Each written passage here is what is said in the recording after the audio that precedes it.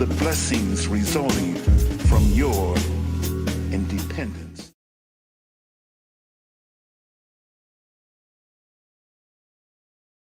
Hello, and welcome to the Juneteenth Encore and Black Music Month Monday, presented by the Northwest African American Museum, Wanawari, Elliott Bay Book Company, and poet Jacqueline Ware. I'm Lanisha DeBartoleben from the Northwest African American Museum. And on behalf of this team of partners, we thank you for tuning in tonight. As we begin, we acknowledge that we are on the traditional land of the first people of Seattle, the Duwamish people, past and present. We honor with gratitude the land itself and the Duwamish people. We also honor the Coast Salish people of this region. We acknowledge that we are on the unceded ancestral lands of a people who are still here, continuing to honor and bring to light their ancient heritage. We are also grateful for the African ancestors who survived the Ma'afa, the Middle Passage, who endured the violence of slavery and the indignity of racial oppression, who had the courage to pack up and head north and west to the Northwest, who blazed trails for us to be here and to be ourselves here. Tonight's program is all about Black music, our music. It's about the legacy of the Black music industry and the future of it. And this is particularly significant because we are discussing this important book called BlackOut during African American Music Appreciation Month. June has been designated Black Music Month since 1979.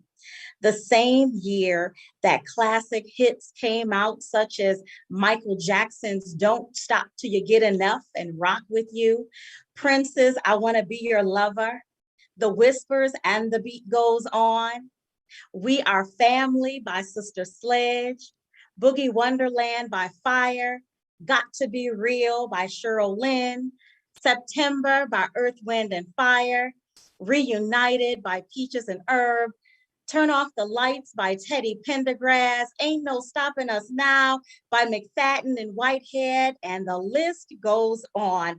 Classic hits that all came out in 1979, the year that Black Music Month became an official federal designation. And here we are celebrating it, commemorating it, and looking toward the future of it. African Americans have made life better in this country through the music that we have made. We've shaped sacred music, folk music, the blues, jazz, rhythm and blues, rock and roll, hip hop, rap, and the list goes on. Gospel legend Mahalia Jackson once said, "Each day would feel like a century if it were not for music. Music gives us life and truth." And we are grateful to have with us tonight Paul Porter, the author of the book BlackOut, in conversation with musical artist Johnny Nogood. Thank you, Paul, for writing this book, for telling this story, and for speaking this truth. As we center and celebrate Black music, we honor our partners, Wanawari and Elliott Bay Book Company, and we will soon hear from local poet and spoken word artist, Jacqueline Ware. She was the visionary behind tonight's program, and she will be in conversation with you all throughout this evening about this program. Jay is a prolific spoken word performer and writer of adult, social, and political poetry and prose. She is a member of Seattle's African American Writers Alliance. And we are so delighted to collectively, together, all of these partners, present this showcase of celebration of Black music to you tonight. So again, thank you all for tuning in. Happy Black Music Month, and enjoy the program tonight. Thank you.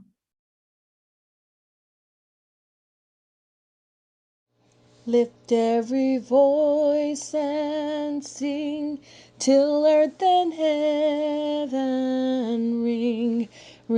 with the harmonies of liberty. Let our rejoicing rise high as the listening skies.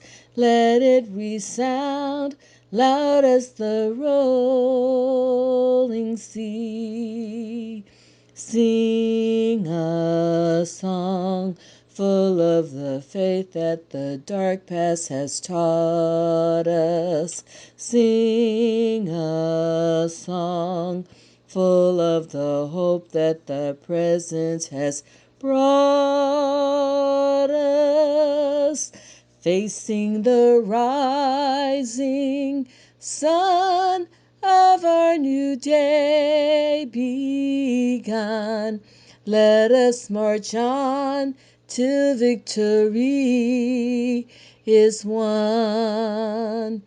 God of our weary years, God of our silent tears, Thou who hast brought us thus far on the way, Thou who hast by Thy might led us into the light. Keep us forever in the path, we pray, lest our feet stray from the places, our God, where we met Thee. Lest our hearts, drunk with the wine of the world, we forget Thee. Shadowed beneath Thy hand, may we forever stand, true to our God, true to our native land.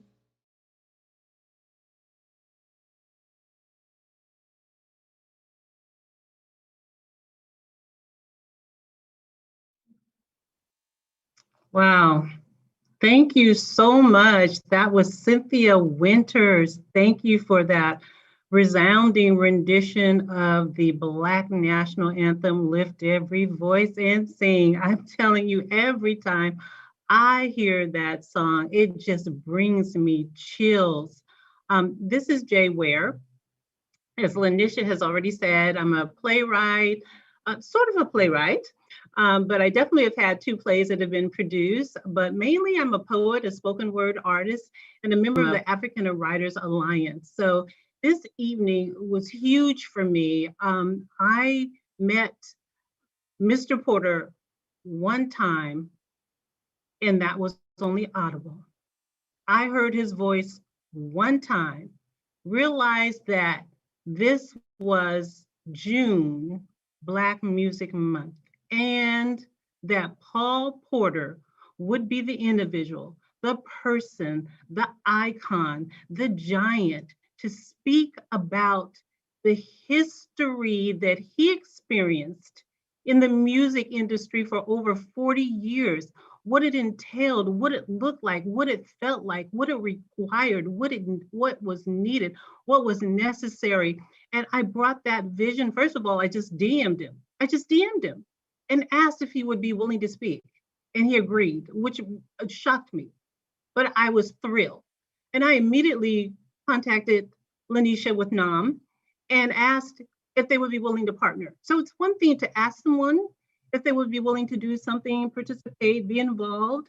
And it's another thing to know how to pull it all together, to make it all happen, and to have the right people with you, behind you, supporting you. And Lanisha was the first one, executive director of the African American Museum, to say yes. She saw the vision and she immediately agreed. Wanawari with Elishaba immediately agreed. I contacted Elliott Bay Bookstore. They were excited and thrilled about it, immediately agreed.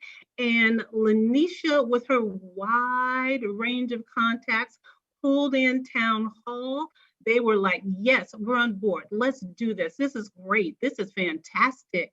To have someone like Paul Porter come in, who had just finished writing a book, BlackOut, as Lanisha already indicated, that gives you his 40 years of behind the scenes, behind the doors, outside the green room, experience in the radio and music industry. So this is going to be an absolute treat. Now, this is the last thing. The last thing. Smart Art Ventures. I had to write a grant. Smart Art, 2 days before, said you've got your grant. So it's amazing when we can all come together and work together to support and encourage and uplift one another, what we can accomplish. So I just want to give out a bouquet of flowers to all of the partners, because honestly and truthfully, there is no way on earth this could have occurred without them.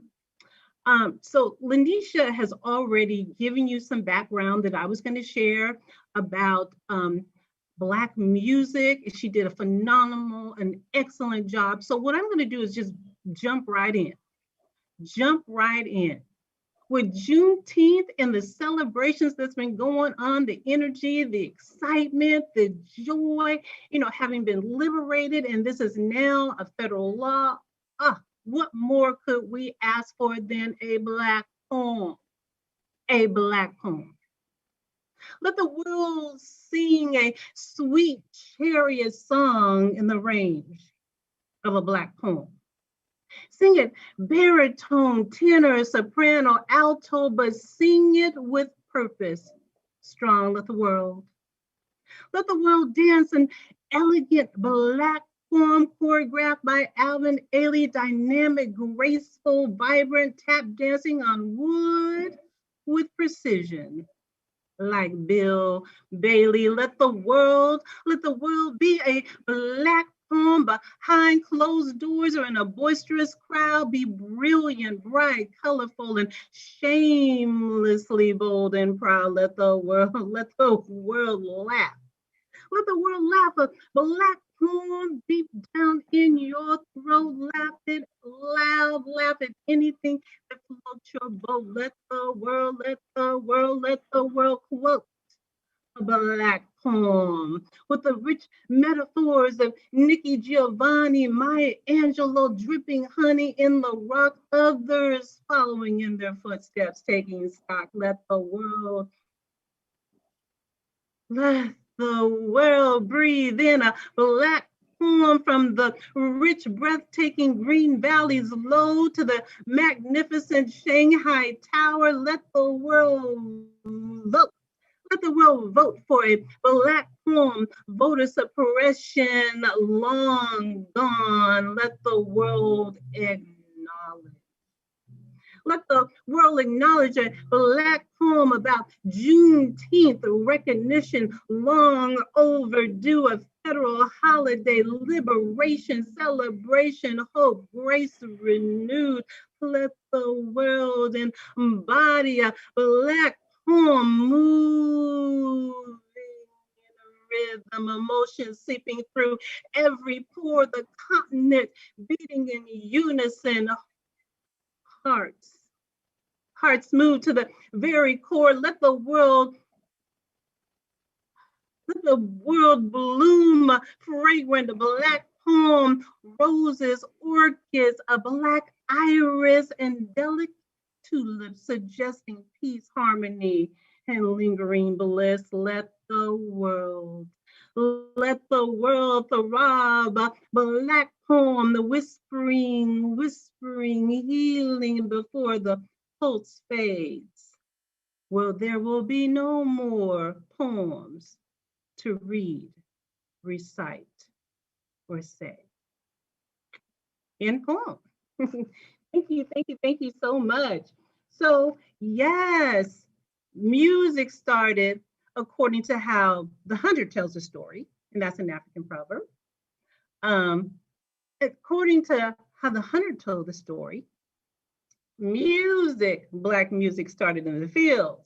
It started in the fields to help us have a rhythm as we were picking cotton, and then we moved to hymns and gospel songs, and the list, as Lanisha has already said, goes on and on and on. So speaking of music, we have a couple of videos now by a very talented young man out of Seattle. He might say Renton, he might say Seattle, out of his own, in his own right. His name is C.J. Dudley. Let me tell you about C.J. Dudley. C.J. Dudley is, and put my fingers up, C.J. Dudley is a poet, a spoken word artist.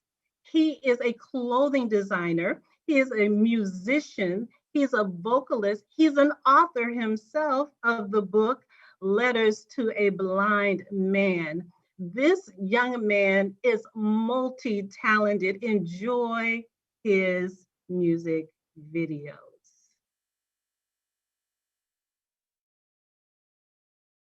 Oh yeah, happy Juneteenth. Oh, we gonna party tonight, baby. You know why? Cause I'm Black and I'm proud. This for my people. For the hottest R&B instrumentals, you gotta holler at Robin Wesley Production. Let's go! Where's all my brothers and my sisters at? I'm talking about the ones that love to be black. Just put your fist up in the air. Say it loud, don't hold it back. Cause I'm blackity black. Blackity blackity black black, y'all. I'm blackity blackity black black, y'all. Let me break it down for you. I got that chocolate skin, and it runs down through my bones. And I love my melanin, and we come in different tones. The blacker the berry, the sweeter the juice. I don't see nothing wrong. I don't need your shade, cause I got my own. Ooh, don't let no one break. Your black is beautiful, baby. Put your fist up and say, come on now, me, say it loud. I'm black and I'm proud. Hey, now everybody just say it loud. I'm black and I'm proud. Ooh, say it loud. I'm black and I'm proud. Hey, now everybody just say it loud. I'm black and I'm proud. I love my blackness. If I had a choice, I'd pick my fro. And I love my black lips. And I love my black nose. So why you hate me? Someone tell me cause I just don't know. But I love being black, so I'm gonna let it show. Hey, don't let no one break. Your black is beautiful, baby. Put your fist up and say, come on, help me say it loud. I'm black and I'm proud. Hey, now everybody just say it loud. I'm black and I'm proud. Come on, say it loud. I'm black and I'm proud. Hey, in the back, just say it loud. I'm black and I'm proud. I'm black, y'all. I love us. I'm black, y'all. I love us. I'm black, y'all. I love us. Cause I'm blackity black, blackity blackity black, black, y'all. I love us. I'm black, y'all. I love us. I'm black, y'all. I love us. Here we go. 1, 2, 3. Hit that. Say it loud.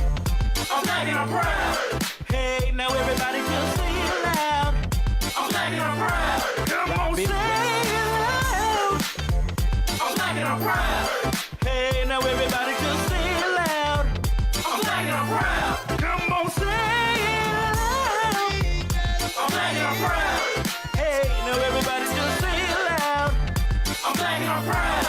Come on, everybody just say it loud. I'm black and I'm proud. Ooh, say it loud. Instrumentals, you gotta holler at Robin Wesley Production.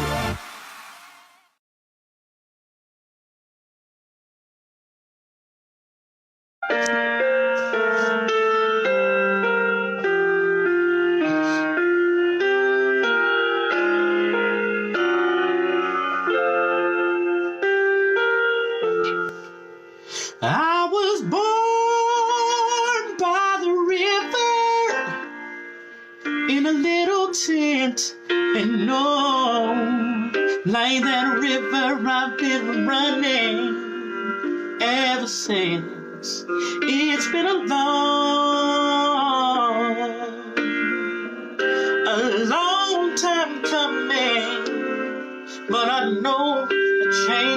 come. Oh, yes, it will. It's been too hard living, but I'm afraid to die, 'cause I don't know what's up there beyond the sky. It's been a long time coming, but I know a change is gonna come. Yes, it will. Said I go to the movies and I go downtown. Someone keeps telling me, don't you hang around. It's been a long time coming, but I know a change gonna come. Oh, yes.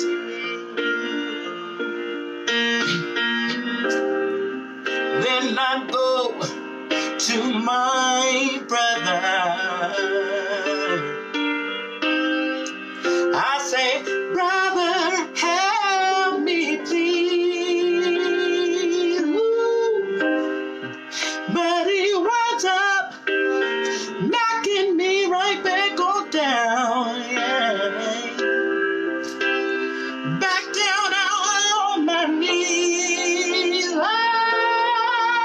there have been times that I thought I wouldn't last this long. Now I think I'm able to carry on. It's been a long time coming, but I know a change is gonna come. Yes, it will.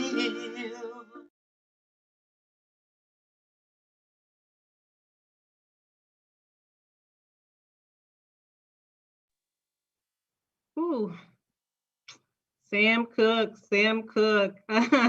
CJ Dudley did that, Sam Cooke. A change is gonna come. And for the longest, that's what we've been wanting, needing to change to take place in terms of all the things that have been going on, that's been happening. And Sam Cooke sang that song, and it is timeless. Thank you, CJ Dudley. That was fantastic. I just loved it. And you sang it with so much heart. I really appreciated it so much.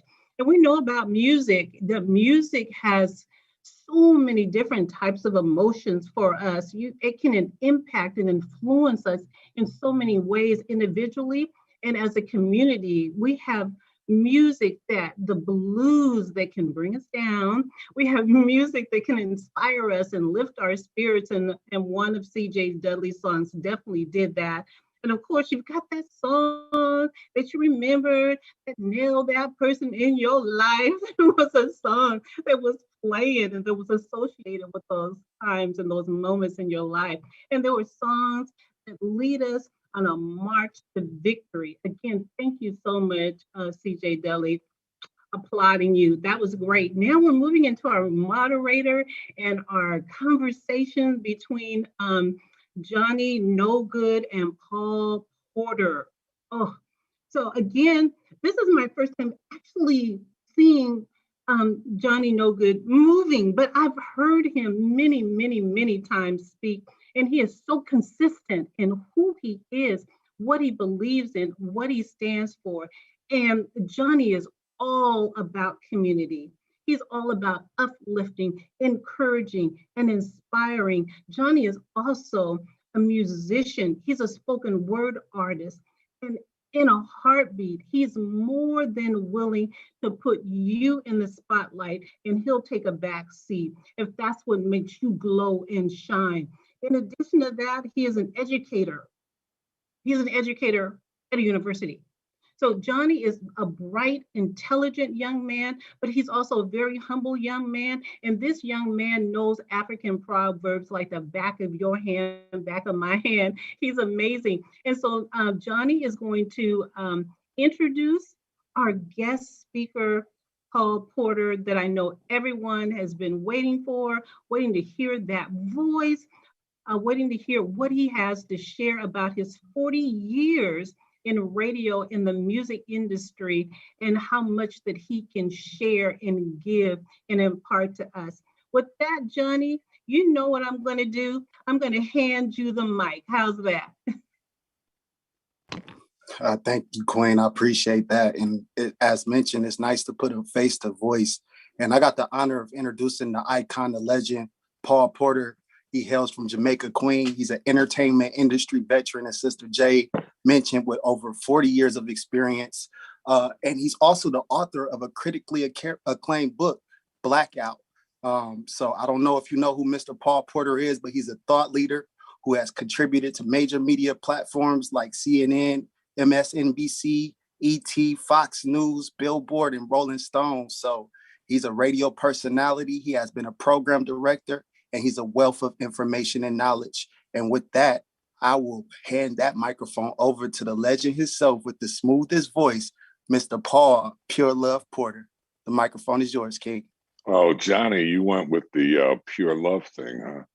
Hey, thank you for that, man. Yeah, it has been a long journey, and music has been my life. You know, you mentioned Jamaica, Queens, and I smiled when you said that.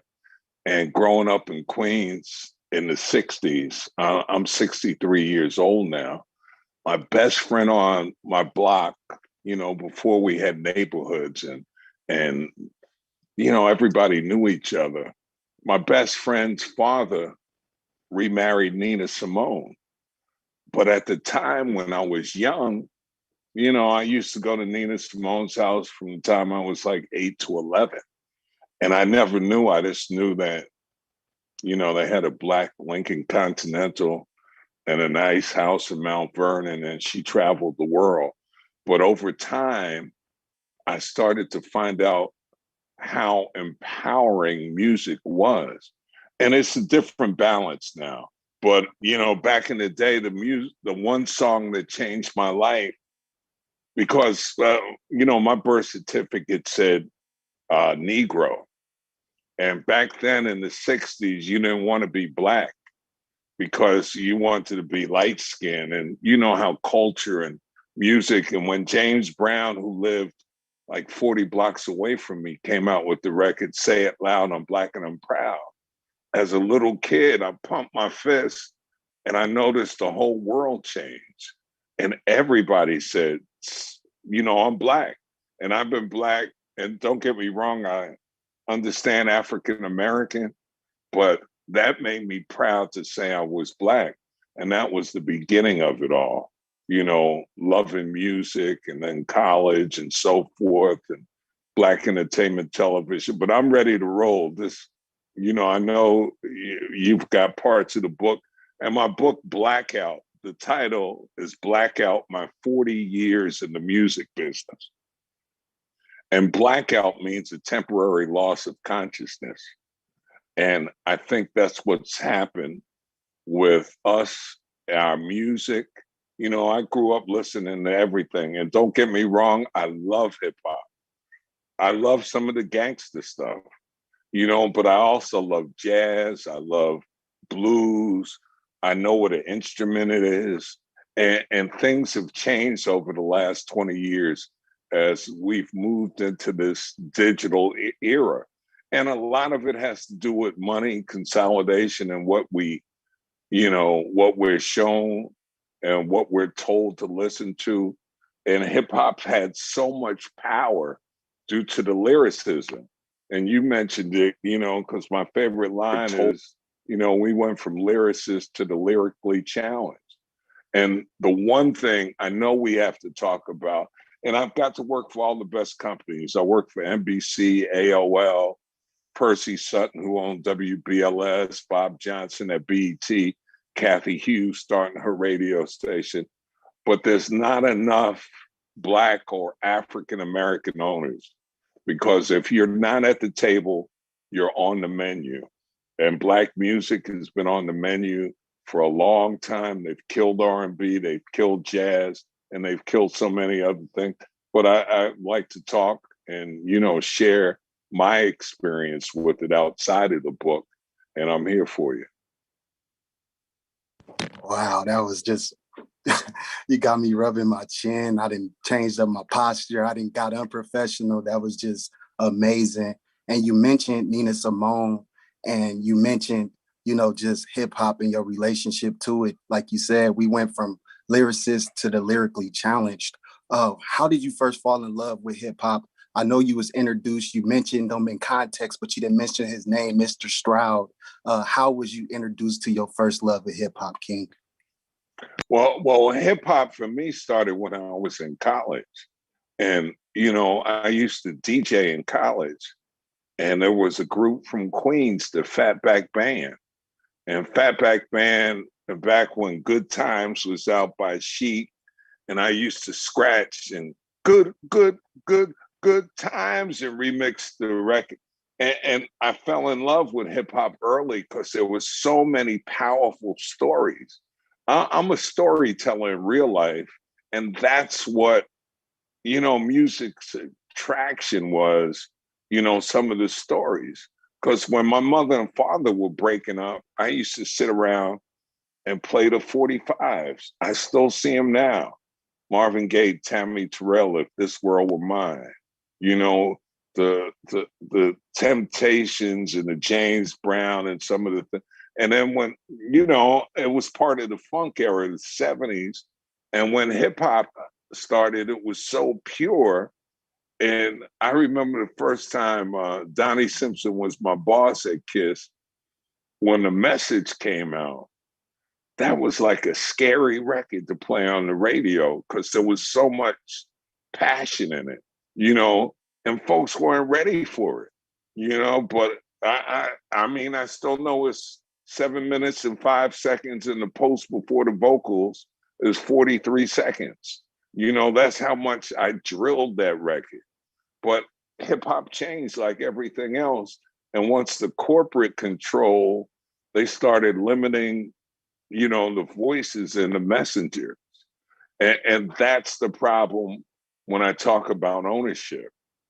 Most of the folks, I've been lucky, I've been blessed. I've been fighting this cause about music for the past 21 years after I left BET. And I've been on 140 stations all across the world talking about it. But the one thing that I noticed, that all the producers and all the storytellers don't look like me. And of course, there's a few, and, there's hosts on TV, but the people that produce and program what we see and hear, normally it's not us. And that's the scary part about where we're at now. We've been dumbed down for a long, long time. And nobody, to be honest, we're losing this battle, and I see people are aware, but it scares me. It really scares me, Johnny. Yes.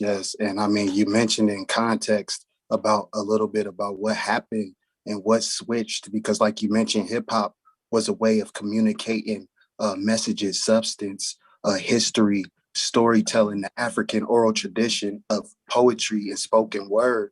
And then it just kind of changed. I know mentioning in your book, you mentioned payola and you mentioned Karen Klein. What role did that have to play in the transformation of hip hop on the airwaves? Well, the one thing that started it is the Telecom Act of 1996, when Bill Clinton signed that bill that, and of course it was a massive bill, but it allowed the consolidation of stations. So in markets all over the country, there were Black program radio stations and a lot of Black owners, but they all sold. Clear Channel went from, I think it was 79 stations to over 1,100 2 years later. And what you get with that is syndication. Like when Tom Joyner came in, and instead of having 50 morning shows in 50 different cities talking about local topics and local issues, we had one. Now there's Ricky Smiley or Steve Harvey. And we started limiting our music and our messengers. And that's what happens in consolidation. I own a radio station in Orlando. It's a low power FM. President Obama had a program years ago to allow some local ownership. I didn't have, $70 million to buy a big antenna, but my station's proof we play hip hop and R&B, but we don't play all the crazy stuff. We play a balance of music. And my fight is about balance. We have too many stories to tell except ooh and ah. We've been stuck. If you look up this study years ago, I'm on the advisory board at the Parents Television Council. It's called the Rap on Rap. And we did a study analyzing music videos on MTV and BET. I think it was about 12 years ago. And 82% of all the videos, misogyny, sex, or violence. That's all they were about, and clout chasing, which is like the new thing. And I know it makes an impression on our young people, just like Luther Vandross made an impression on and made babies back when he made love songs. So there's so many things we got to talk about and study, but we also, as parents and older generations, we can't slam their music. We got to teach them what's good about it. And I went through the same thing before. I used to be mad at the rappers. I'm not. I'm mad at Leor Cohen. I'm mad at Jimmy Iovine.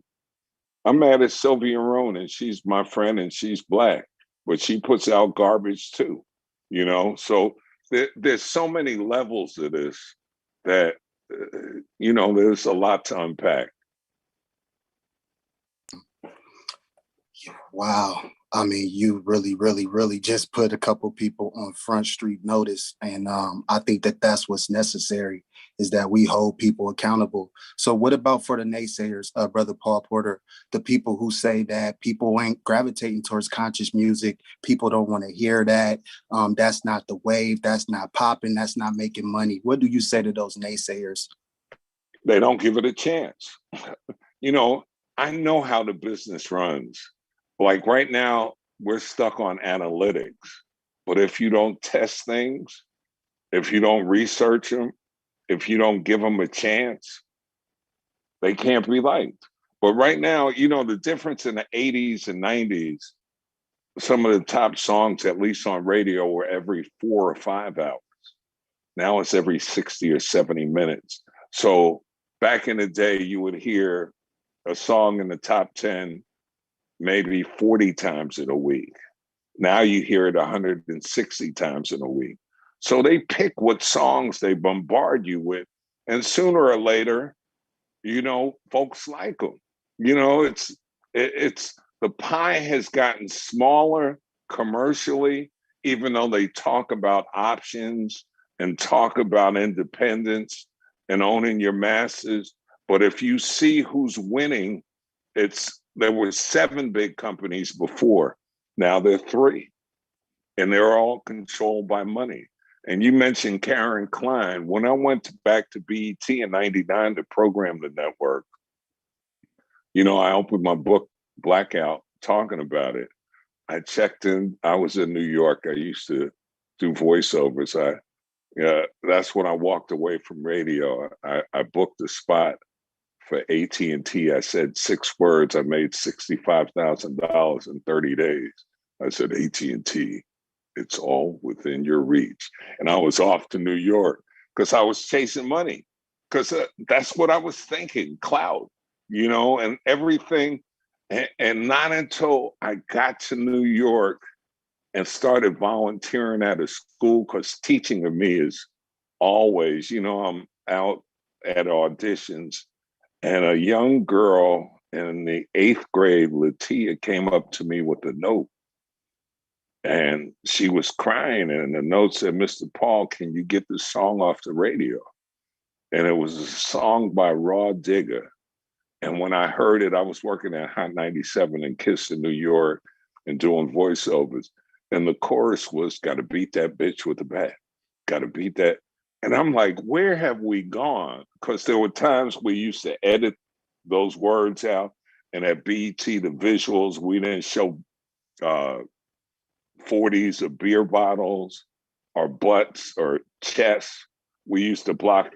And over the years, we've been this cutting things out.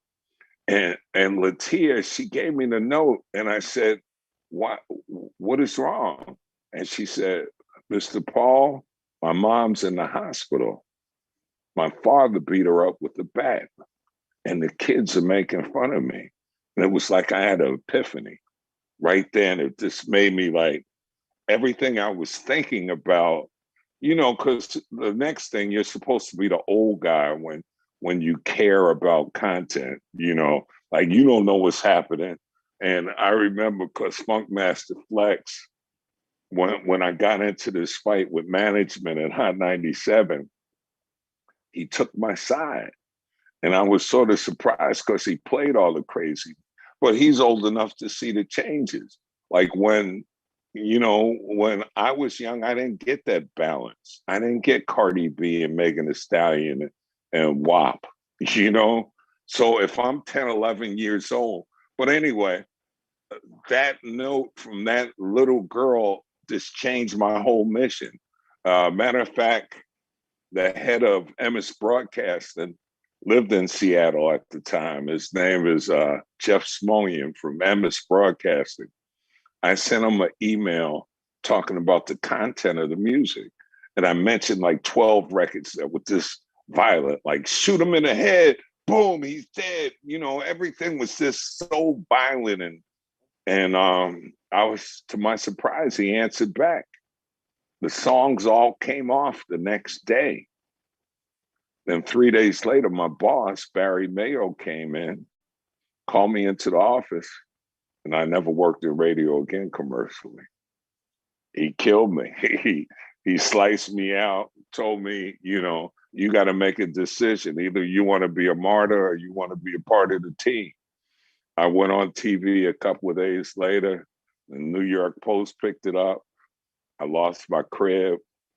I was in New York working hard, and it changed my life. But I'm glad it changed my life because that's when I started to realize that I was a part of the problem. And, it's real hard because folks get selective amnesia. And it's just not the white folks, it's the Black folks. Bob Johnson, great guy, made $1 billion business, but he has selective amnesia. He forgot where he came from. Kathy Hughes, the #1 radio station owner on the planet, TV One, same thing. She used to burn the Washington Post and, out in front of the station and be pro this and pro this. And she cut out news, she cut out information and played the same garbage everybody else did. And I think it's too that we're in this situation of first generation owners. Think about it. Black folks ain't had no money, and now when it comes to ownership, it's easy to buy folks out. And once you buy them out, they get real quiet, they get real quiet. And money just plays a role in everything, at least in my eyes, when it comes to quality content.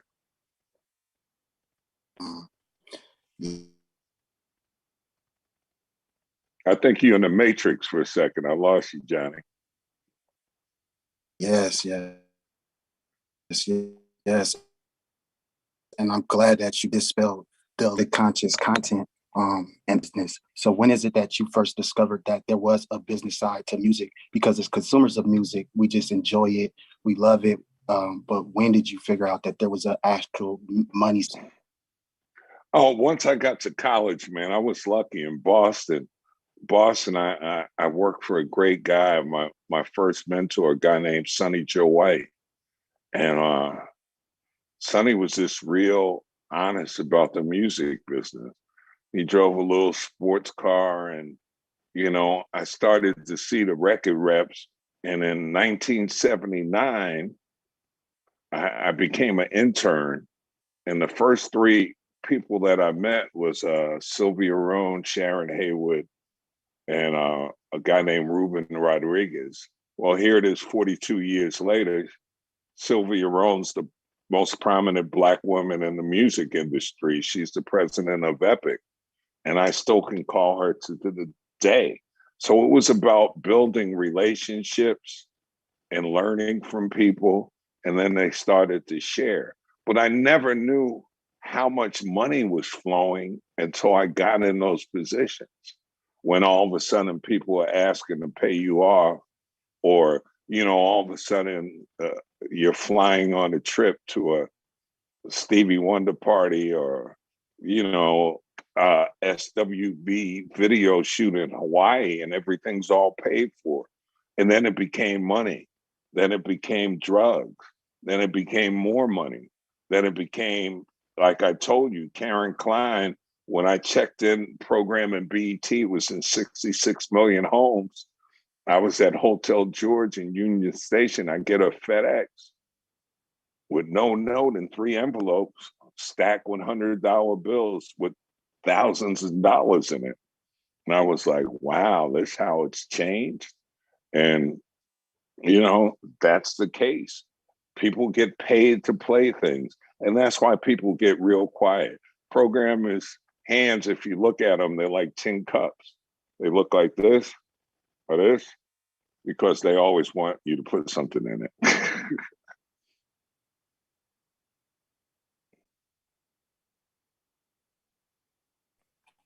Wow. And I think that that's amazing.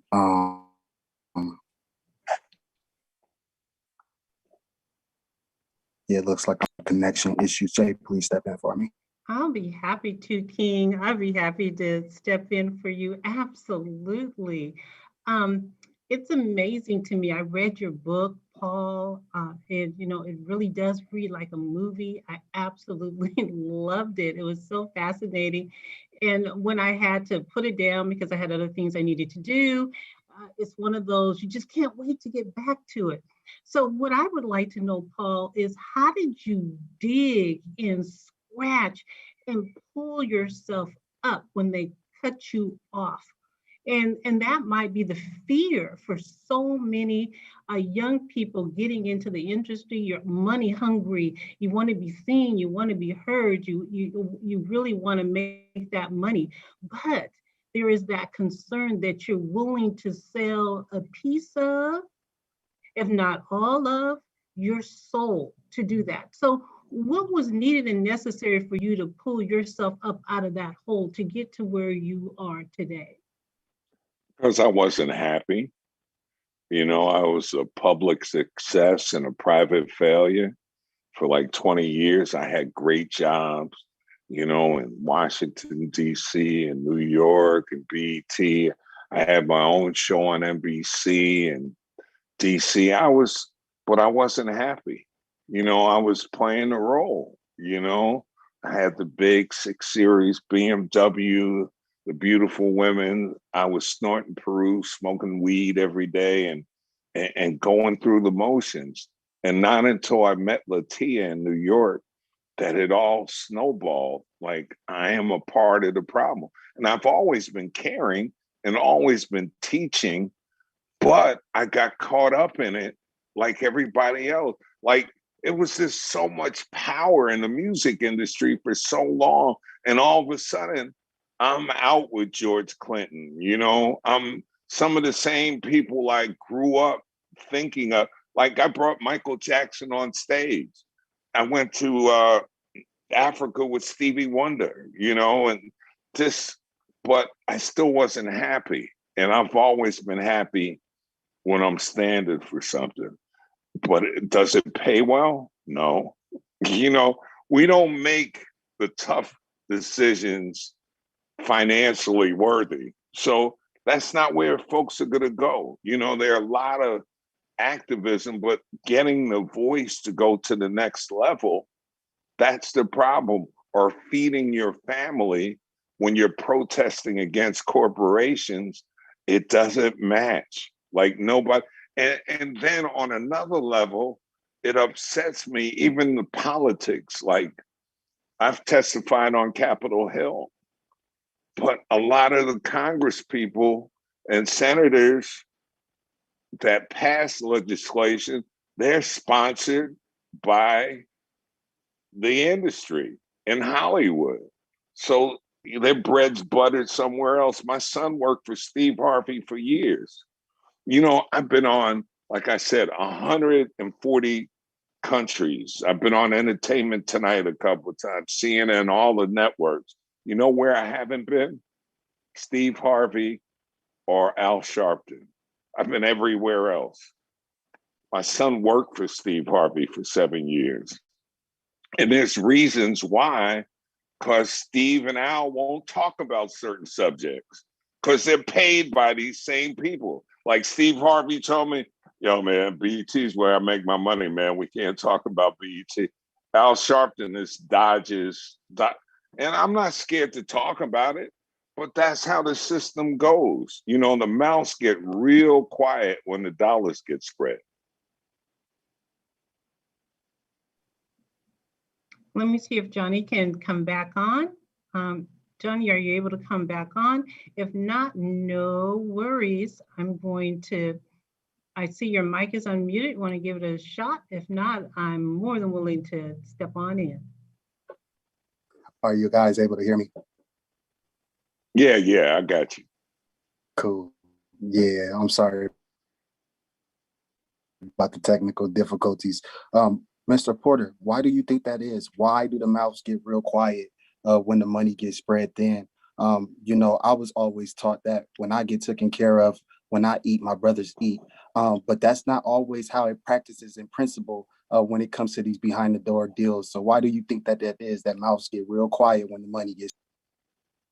Because, you know, we're not only a lot of times mentally poor, we're financially poor.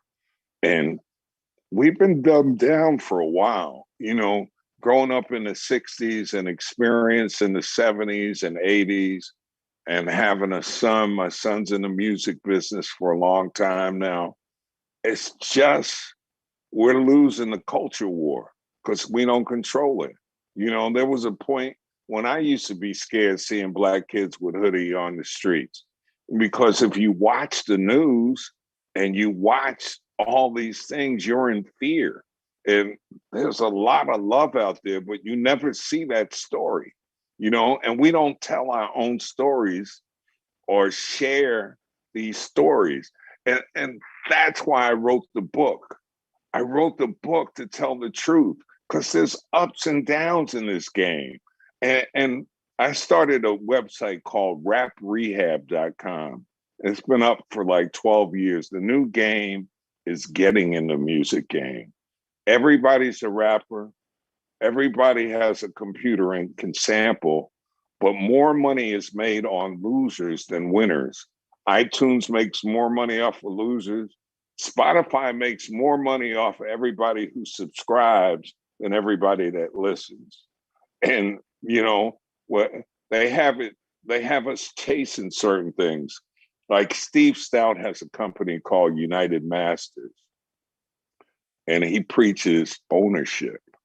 And Steve Stout for years worked for all the major labels. So if you go to United Masters right now, and you'll see, oh, own your own masters, own this. But when you sign the contract, the fine print says that you're locked in with United Masters for 10 to 12 months if somebody approaches you. So, you know, but that's how I think. You got to critically think and not just see there's so much smoke and mirrors in the game. If I never trusted Steve Stout when he was in the industry for 15 years, now, because he has some startup and preaches something else, I know that's not true. So, like I said, it's you know, we got a lot of work to do, but first of all, we got to talk about it honestly and not always celebrate everybody and go clap, clap, clap. Oh, she's just such a great person and he's done so much. And understand, you know, and a lot of my friends are artists and they've been robbed like My boy is Ron Smith from Maze. That guitar lick on Before I Let You Go, the biggest barbecue song of all time, he doesn't get paid a penny from it. You know, all these years later, he's been robbed.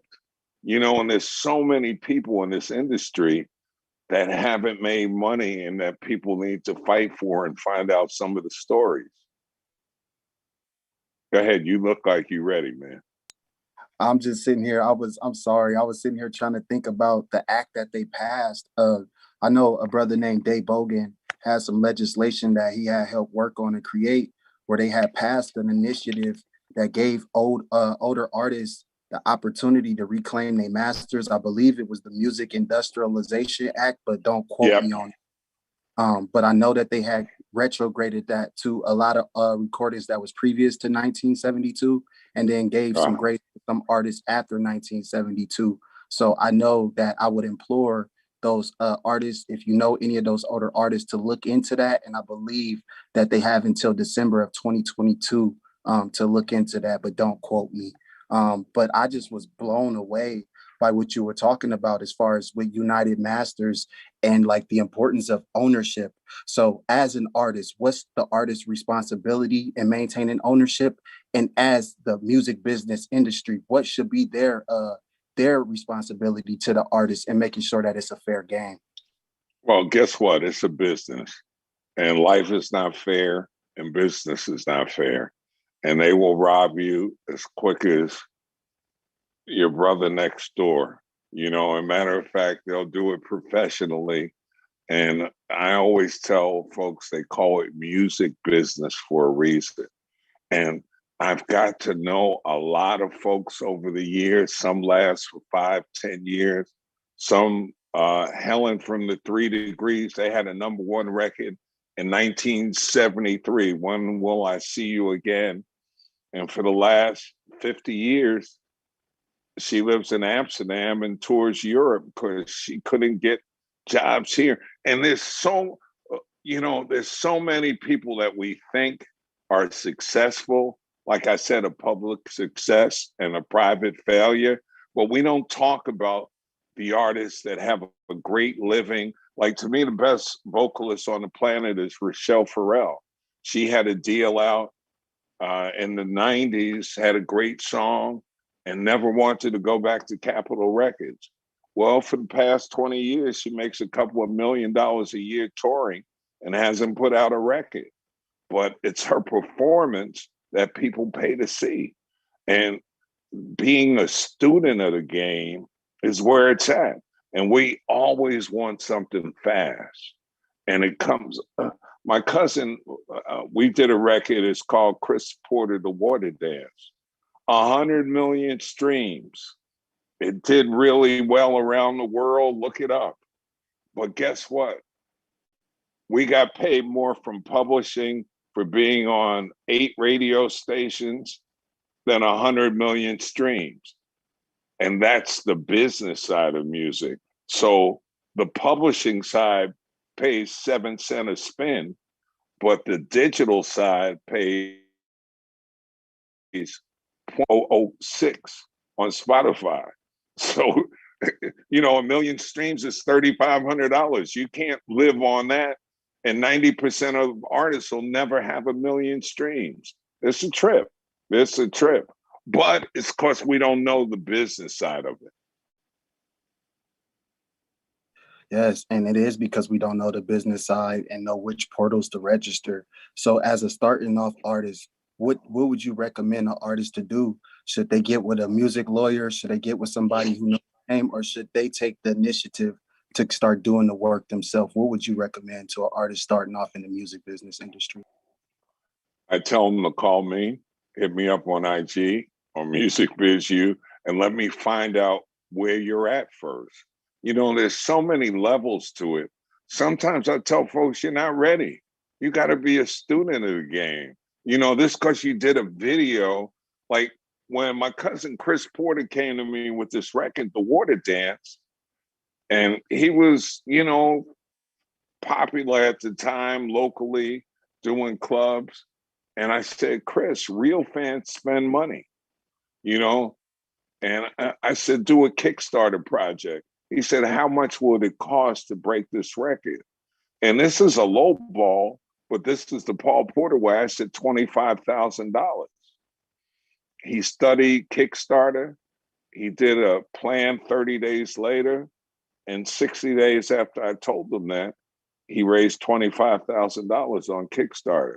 We spent $9,000 on a music video with Trisha Miranda that had influencers and dances because it was a dance song, the water dance. You can look it up now.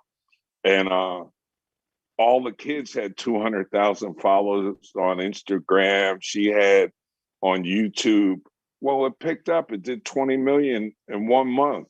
Boom, all of a sudden we were in Orlando. We were in Miami, Sirius XM. You pay people off to play records, and it did 100 million. But that's, every formula is different. But most young people, the one thing they don't have is a lawyer.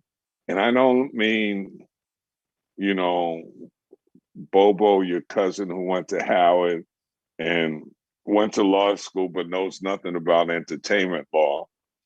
You know, sometimes you got to spend the money. You can't think you're going to make $10 million and have your boy do a free contract. It just don't work like that.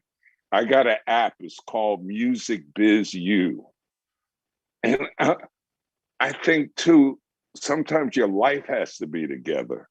You know, sometimes our life aren't together to pursue business. And it's personal, too. So there's so many levels to that. But I always say, get a plan and understand the business and understand the lingo. Because, like, you know, I'm on this app called Clubhouse. That's where I met Jay and certain people. And then artists will inbox me and say, yo, man, I got 10,000 views since last week. And I'm like, yo, my Rottweiler gets 10,000 views when I post her on YouTube, you know, if she's doing a trick. And it's not to degrade people. It's just to let them know you can't, when you get 1,000 fans, like I said, real fans spend money, then you can start working on it, you know. But in the meantime, I think part of it is still making great songs. We don't make great songs anymore. We get trap beats and, like, you know, anyway, it's a battle. I see you caught yourself about to go off on a tangent there. And I personally felt attacked when you said, don't get your cousin Bobo who think he a street lawyer. I done read a couple music business books and then looked into a couple things, did my own public, and I done thought I was my own music lawyer. So I felt No, attacked. but you can be, but I'm saying the real deals and the placements and opening doors, like knowing to get your music licensed on ESPN and things that can pay you back to afford this, that's what we all need. And that's what I try to teach folks. And I've worked with a lot of indie artists, and some have done well, but it's also understanding that it's a plan. We only see people when they're on top. We don't see the struggle that, you know, it takes to get there. We don't see the 6 years when Drake was an actor and blah, blah, blah, and this, and we don't see that side. Or we always want the best. You know, Yo Gotti's been in the rap game and made millions of dollars doing it his way, you know, but he's never had a #1 record. But, you know, but if I was, you know, 16 years old, I would think the world, my son works with Little Baby and Offset. He works at Quality Control Records. And we have this discussion, like, is it worth it? Like, they ride around with bulletproof vests on. They don't stop at lights because people get shot and robbed and they pay $3,000 a month in tickets. Like, really? Is the music industry really worth that? But then again, people make a lot of money. You know, Lil Nas X made over 30 million with one song, Old Town Road, you know? So, but we always chase the top. And that's the hardest place to get to the point of happiness. So Yes, this yes. is I Jay. If appreciate I could ask Johnny, thank you, Brother Johnny, so much. Paul, if I could ask you a question, because right now, and that may not be the case, it feels so hopeless, that it's going to stay the way it is. It's not going to change. It's not going to get any better. It's unhealthy for the Black family. It's unhealthy for the Black community.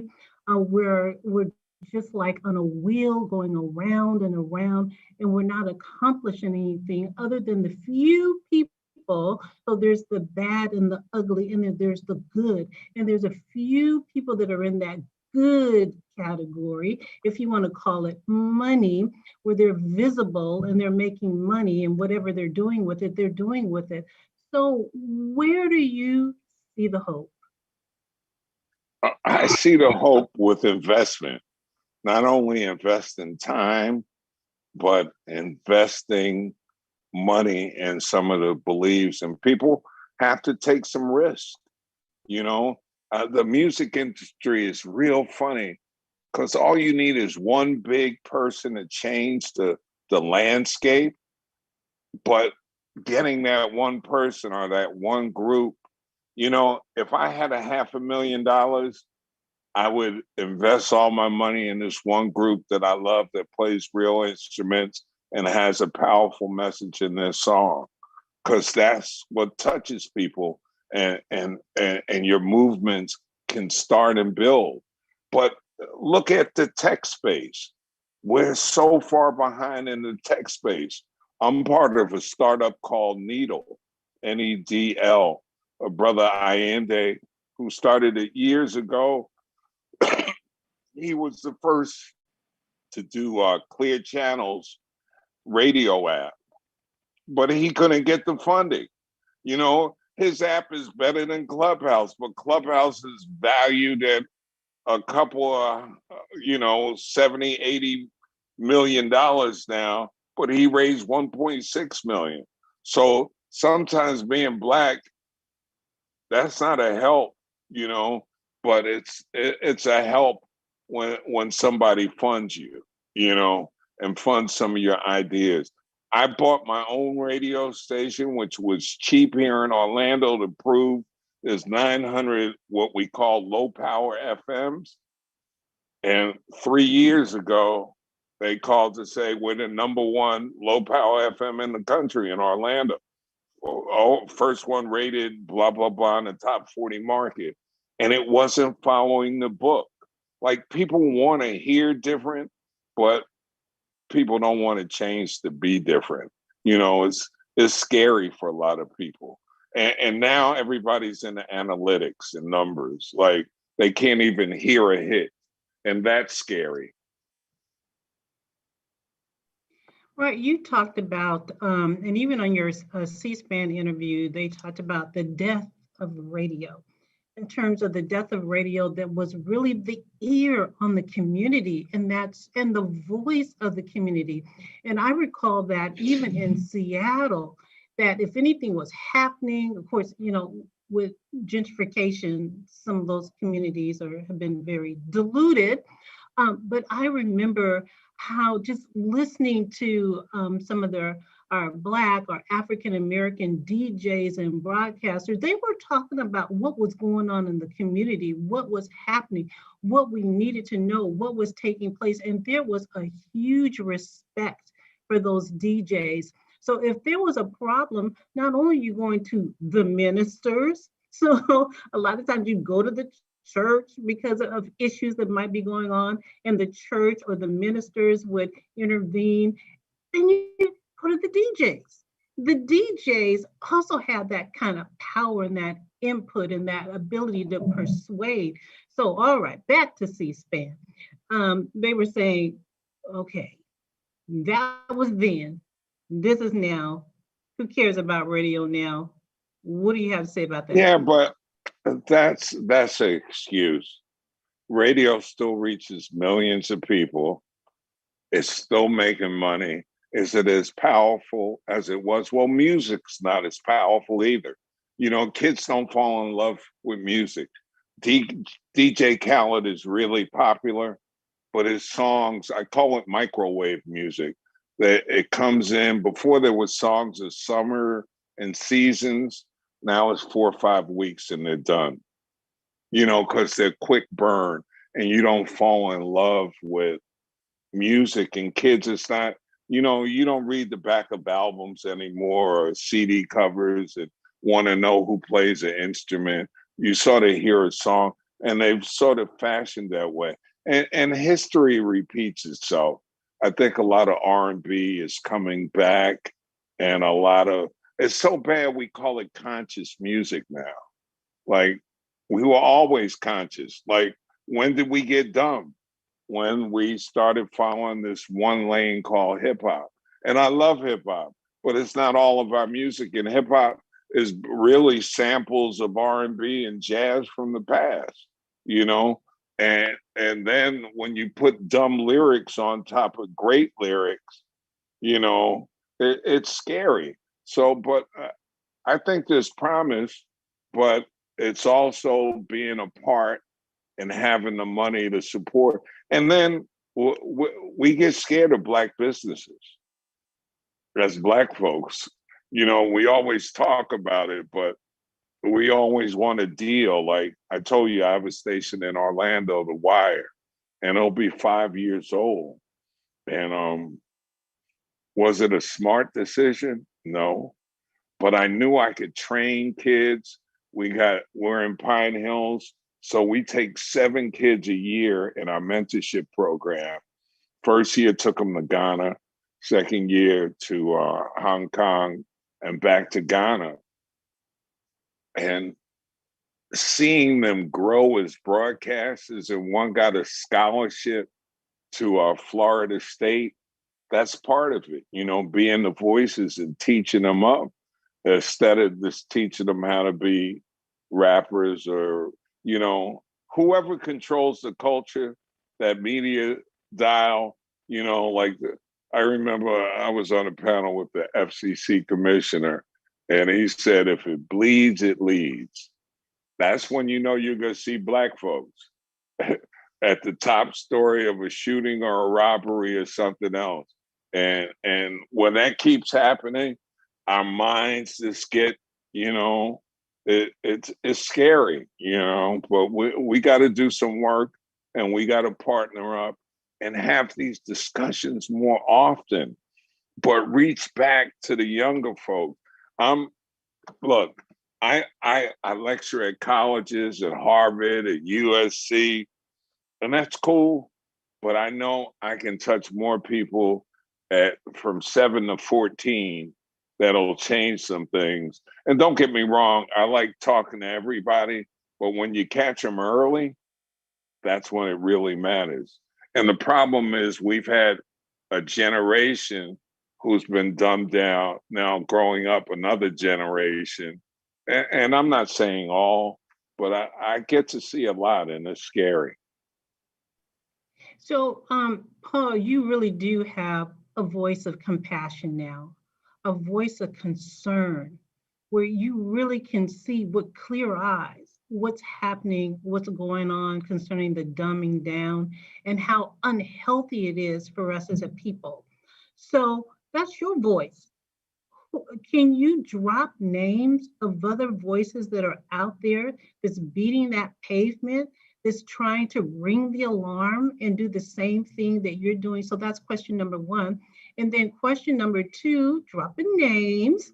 Who do you think really has the quote unquote respect in the music industry as it pertains to African-American Black artists, where if they were to say, and I mean they more than one, if they were to say, this has got to stop, we've got to change this, we've got to take back our narrative, we need to be in control, this type of music needs to come to a close. Who do you think in the industry has that kind of a voice where the young people will sit up, pay attention, listen, and act? Well, I don't think anybody has that voice.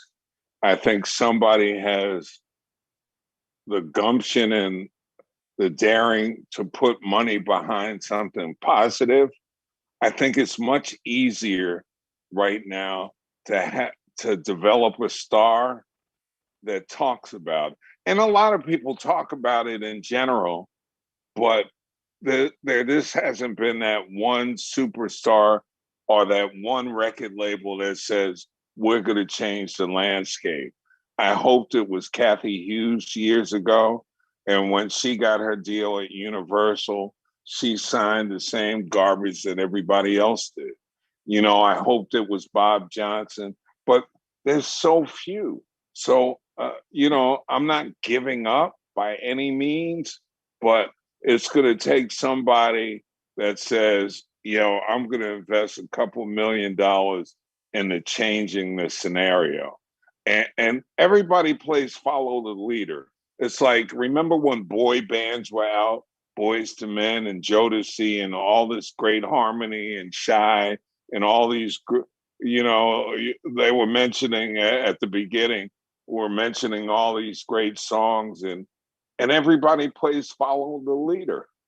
They do, you know, but until the leader changes, nothing's going to change. We're going to talk about it in smaller back circles and come back up, and 10 years later, we're going to be in a worse spot unless somebody, but we don't even know what the problem is most of the time.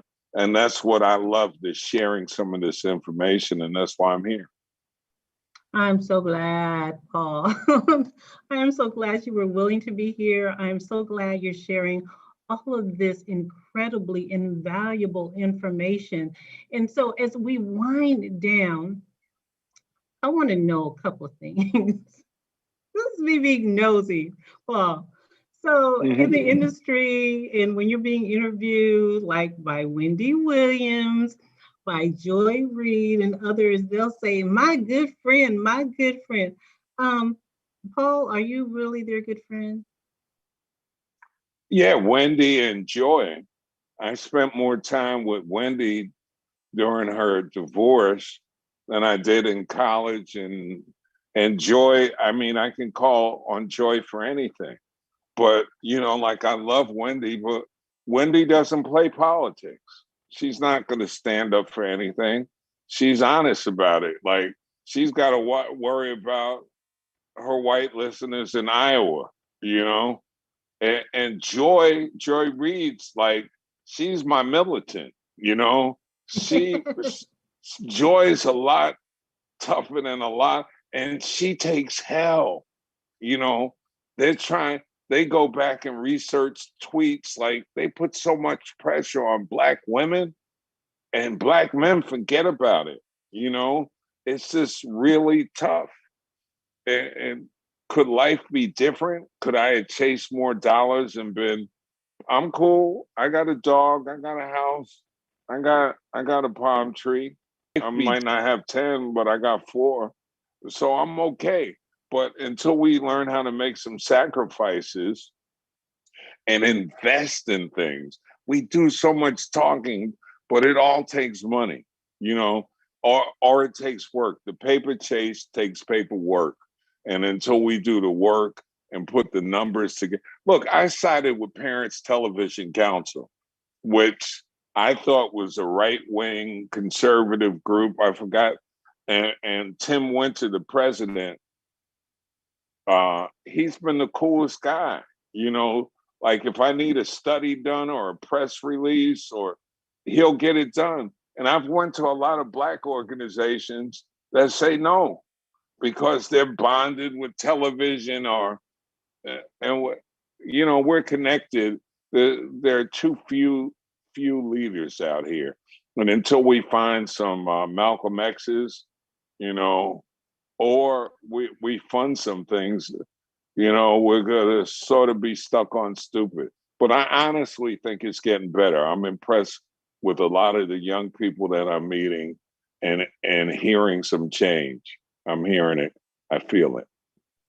Thank you, Paul. I feel it too. I really, really do. And I think, you know, after a while, you get so saturated and you don't want to hear it anymore, because it's just too saturated, and it's all sounding the same. It's the same content.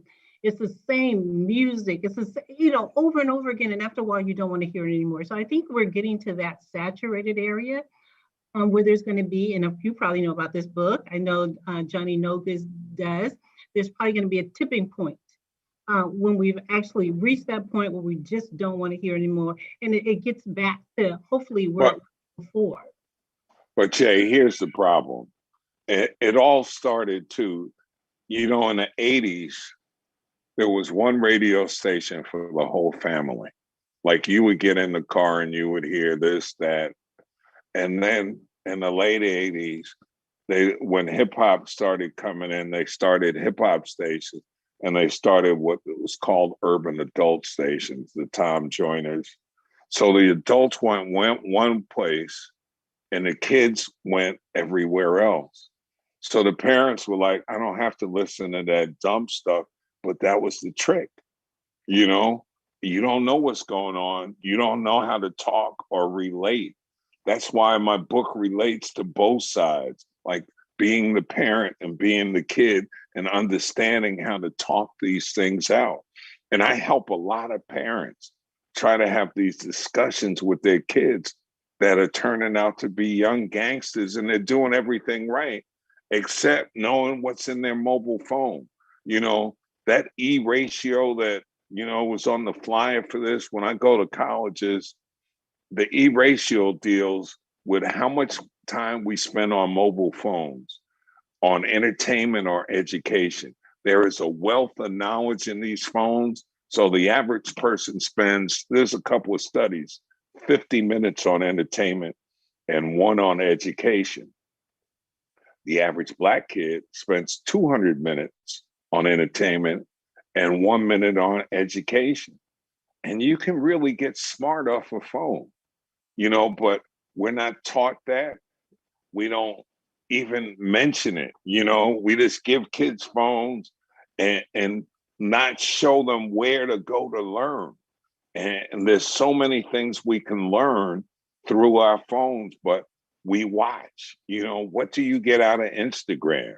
And this game is about time management, how you spend your time. And to be honest, if I spent my time working harder earlier, life is easier later. Like we work sort of backwards, and guess what? Black folks, life ain't fair. And it's okay. I don't blame white folks for it. This is the culture that's been around forever and ever. And we keep thinking that there's going to be fairness. But no, we got to take it. You got to grab it by the horns, because ain't nobody coming to get Paul Porter unless Paul Porter goes and does it. And of course, we're going to take some lumps and some bruises and bumps, but it's got to be better for the next generation. And we can't, and think of it, and this is me in closing. In the 60s, there was Diana Ross. 70s, Aretha Franklin. 80s, Whitney Houston. 90s, Beyonce. Now we got Cardi B. Like our images, and it's nothing against Cardi B, but it's like, who do we put at the top? Like, what style do we put at the top? And now it's a rapper and a singer, In the 80s, I like Luther Vandross, the Commodores, and blah, blah, blah. And now if you ask a kid, all they know is Megan Thee Stallion and Little Baby and, the baby and the baby's baby and my baby's mama, but it's hard because everything's on the phone. And I think, we talk about social distancing. That started 20 years ago. The internet and texting was the parent of social distancing. That came first. Kids don't know how to talk.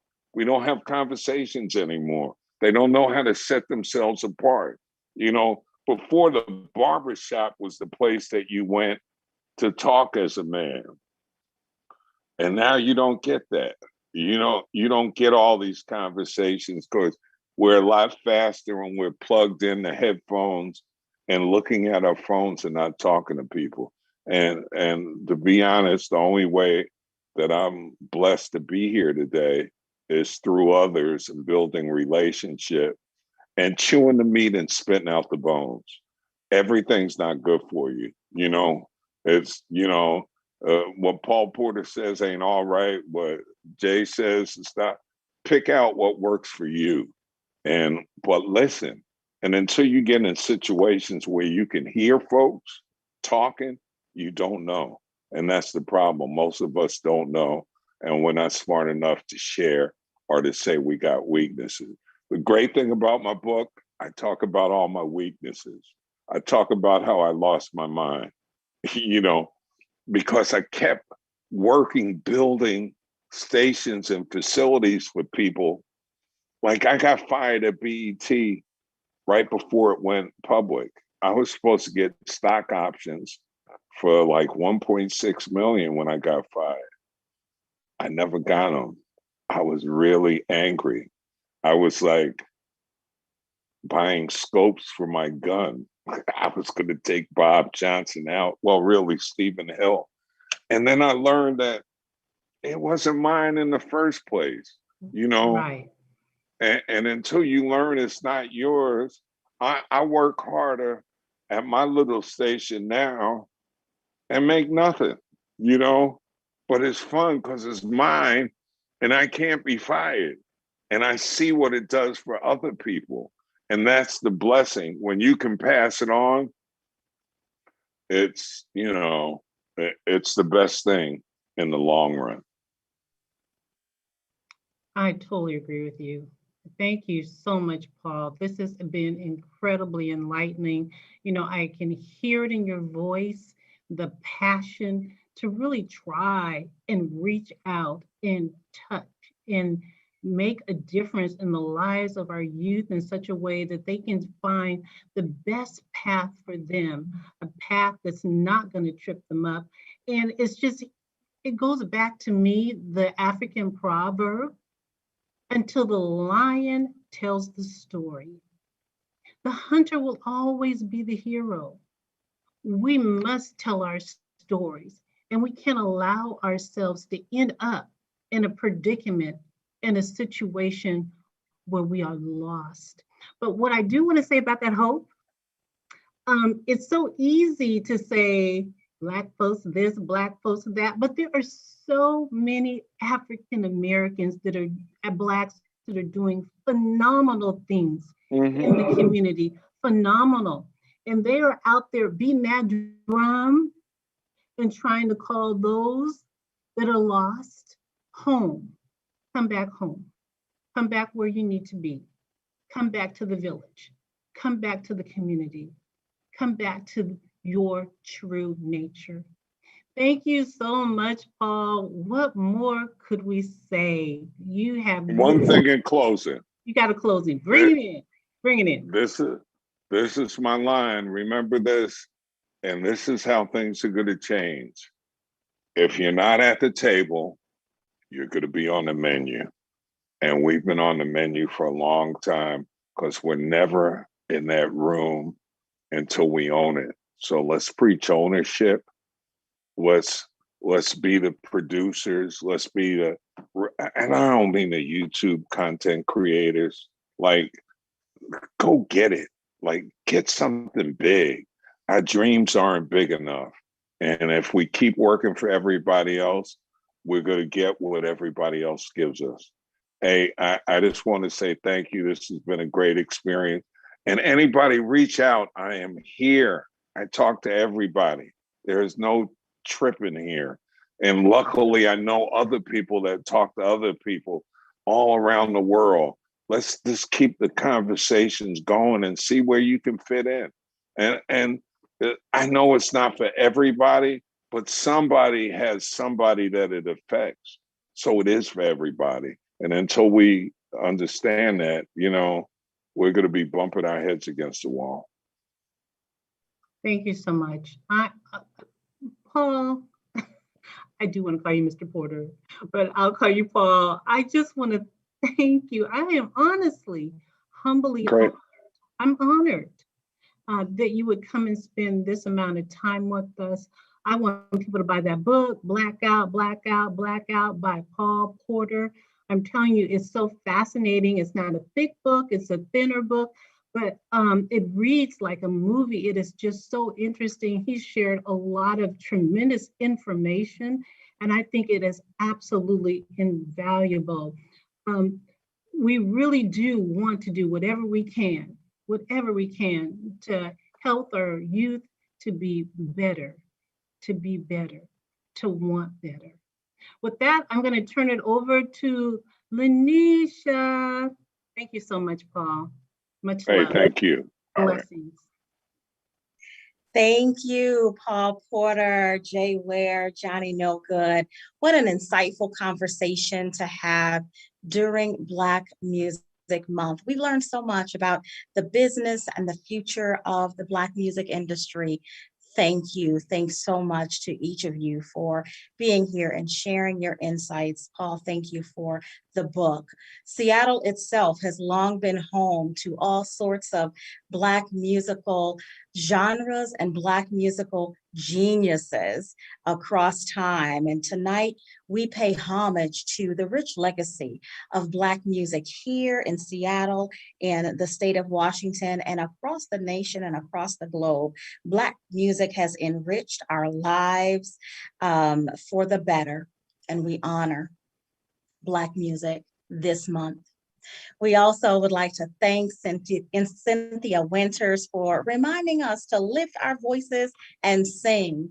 And we thank CJ Dudley for reminding us that it's been a long time coming, but we know that change is going to come. And again, Jay Ware, thank you for the spoken word and for the commentary and for your brilliance in envisioning tonight's program. We thank all of the staff, the volunteers in Town Hall for your involvement in tonight's session. We thank Elliott Bay Book Company, and you all can purchase your copy of BlackOut, My 40 Years in the Music Business with Elliott Bay Book Company. And we thank Wanawari, where amazing Black art is centered and celebrated every day. And speaking of music, the Northwest African American Museum has recently created its own choir called the African American Cultural Ensemble. It debuted during Juneteenth week over the past week, and the African American Cultural Ensemble will be performing at a variety of upcoming programs throughout the region, including at a 3-day 60th anniversary of Dr. King's 1961 visit to Seattle. This 3-day commemoration will be held in November, and it will culminate with Mr. Martin Luther King III, the son of Reverend Dr. Martin Luther King Jr., who will be the keynote speaker here in Seattle for that 60th anniversary commemoration hosted by the Northwest African American Museum. And the ACE Choir will present renditions. There is something for everyone at the Northwest African American Museum. So we invite you all to continue to tune in and follow us on social media and follow the Wanawari organization as well. Both organizations are lifting up Black lives, Black arts, and Black wellness. So thank you all for tuning in tonight. We will now have a concluding video message from Michael Joseph to close out tonight. Enjoy. We will see you all again soon, and thank you. Hello, my name is Michael Joseph, City of North Miami Beach Commissioner and Civil Rights Attorney.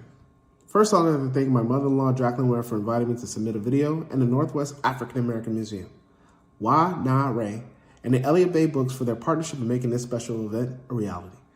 It is my honor and privilege to speak at your event to address Juneteenth and how the City of North Miami Beach was able to unanimously pass legislation declaring Juneteenth a paid holiday.